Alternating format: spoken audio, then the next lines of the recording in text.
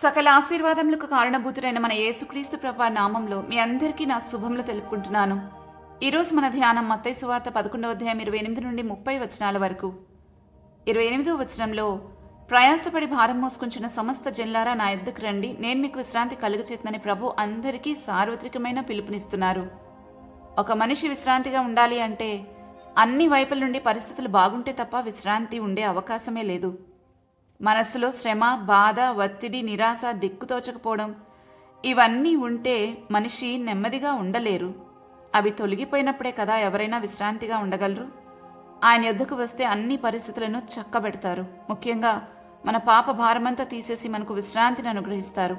పాప భారాన్ని తొలగించుకోకపోతే మన ఆత్మలకు ఎప్పటికీ విశ్రాంతి ఉండదు, శాంతి చేకూడదని మనం సామాన్యంగా చెప్పుకోవచ్చు.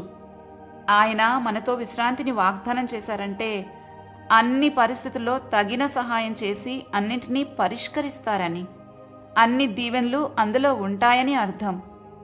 ఆదికాండం 2వ అధ్యాయం 2వ వచనంలో తాను చేసిన పని అంతటి నుండి 7వ దినమున విశ్రమించెను అని చదువుతాం.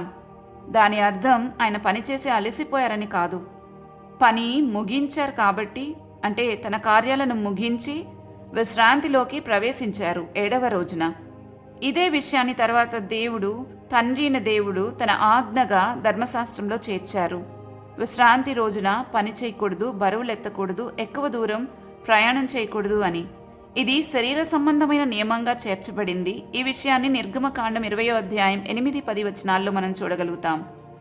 ఆ తర్వాత క్రొత్త నిబంధనలోనికి వస్తే మత్తయి సువార్త 12వ అధ్యాయం 8వ వచనంలో యేసుప్రభు అన్నారు, మనుష్య కుమారుడు విశ్రాంతి రోజుకు ప్రభువై ఉన్నాడు అని. యేసుక్రీస్తు ప్రభులోనే మనకు పూర్తి విశ్రాంతి.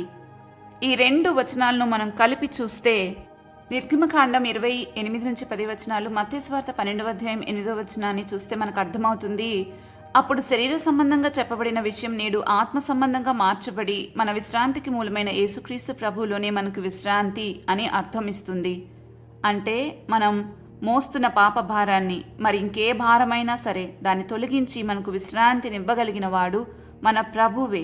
అందుకే ఆయనే చెప్పారు, మనుష్య కుమారుడు విశ్రాంతి రోజుకు ప్రభువై ఉన్నారు అని. మన విశ్రాంతికి మూలము ఆయనే అని అర్థమవుతుంది.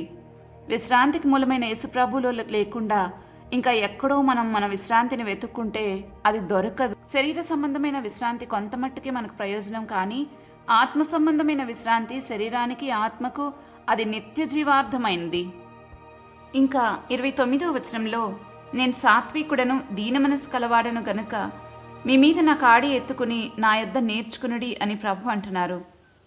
ఈ విశ్రాంతి కోసం మనం ఏం చేయాలో ఈ 3 వచనాల్లో చాలా స్పష్టంగా చెప్పబడింది. 28, 29, 30 వచనాల్లో మొదటిగా నా యొద్దకు రండి అని ప్రభు పిలుస్తున్నారు.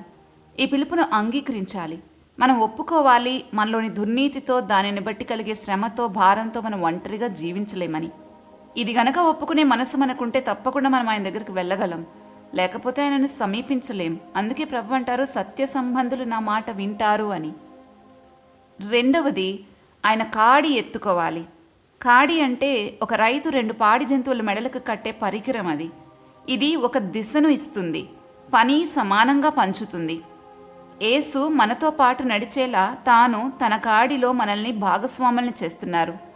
ఈ కాడి మనల్ని నిత్య జీవానికి నడిపించేది. మనం ఒంటరిగా అక్కడికి చేరుకోలేమని ఆయన మనకు సహాయం చేస్తూ ఉన్నారు. అంతేకాదు, ఎప్పుడూ ప్రభు పనిలో మనల్ని పార్ట్నర్స్గా చేసుకుంటారు, భాగస్వాములుగా చేస్తారు. ఆయన కాడిలో ఉన్నప్పుడు మన బలహీనత యందు ఆయన శక్తి పరిపూర్ణమవుతుందని కొరింథీయులకు రాసిన 2వ పత్రిక 12వ అధ్యాయం 9వ వచనంలో పౌలు అంటున్నాడు. ఆయన కాడి ఏంటంటే మనల్ని నిత్య జీవానికి నడిపించేదే. మూడవది, ఆయన దగ్గర నేర్చుకోవాలి. ఆయన ఎలాగైతే సాత్వికుడై దీన మనస్సు గలవాడై ఉన్నాడో మనం ఆయన పాదాల దగ్గర అదే మనస్సుతో కూర్చోగలగాలి. లూకా సువార్త 10వ అధ్యాయం 39వ వచనంలో మరియా యేసు పాదాల దగ్గర కూర్చొని ఆయన బోధ వినుచుండెను అని చదువుతాం. దాని గురించి ప్రభు తర్వాత మరియా ఉత్తమమైన దాన్ని ఎంచుకుందని సాక్ష్యమిస్తూ ఉన్నారు. ఆయన మనకిచ్చే బోధ ఆత్మతో కూడింది. పరిశుద్ధాత్ముడే మనకు అన్నిటినీ నేర్పుతూ ఉన్నాడు. అప్పుడు మన ప్రాణాలకి వీటన్నిటి ద్వారా విశ్రాంతి దొరుకుతుంది. ఈ విషయాన్ని చెప్పి 30వ వచనంలో ఆయన ఇలాగంటున్నారు, నా కాడి సులువుగాను నా భారం తేలికగాను ఉన్నాయి అని. కానీ చాలామంది దీనికి భిన్నంగా ఆలోచిస్తారు. అమ్మో, యేసుప్రభుని ఫాలో అవడం చాలా కష్టమని అనుకుంటారు. మనం ఒక సంగతి అర్థం చేసుకోవాలి. మనుషుల దగ్గర నుండి మనం ఎలా బ్రతకాలో నేర్చుకోవాల్సి వస్తే వారికి తోచిందంతా చెప్పి మన మీద అనవసరమైన భారాలు మోపుతారు. కానీ మనం యేసుక్రీస్తు దగ్గర దేవుని ఆత్మ నేర్పించే భయభక్తులతో జీవిస్తే మన జీవితం చాలా తేలికగా ఉంటుంది. అదే అంటున్నారు ప్రభు, నా కాడి సులువుగా నా భారం తేలికగాను ఉంది అని. మనకి మాట ఆశ్చర్యంగా అనిపించవచ్చు. ఎందుకంటే యేసుప్రభుని అనుసరించడం అన్న, ఆయన ఫాలో అవడం అంటే మనల్ని మనం పూర్తిగా అప్పగించుకోవడమే కదా. అయినా కూడా యేసుప్రభు ఎందుకు ఈ మాట అంటున్నారు, నా కాడి తేలికగాను అని మనం అనుకోవచ్చు. మనుష్యులు నియమాల కాడిని పెడతారు. వారు అక్కర్లేని నిబంధనలు విధిస్తారు.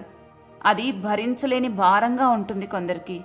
మత్తయి సువార్త 23:4 ప్రభు అంటున్నారు, మోయశక్యము కాని భారమైన బరువులు కట్టి మనుషుల భుజముల మీద వారిని పెట్టుదురే కానీ తమ వ్రేలితో అయినా వాటిని కదిలింపనొల్లరు అని శాస్త్రులు పరిశీలన గురించి చెప్తూ ఉన్నారు. అలాగే నేటి క్రైస్తవ సమాజంలో కూడా చాలామంది శాస్త్రులు పరిశీలనని మనం గమనించగలం. మన ప్రభు కాడి ఎప్పుడు ప్రేమతో ఉంటుంది.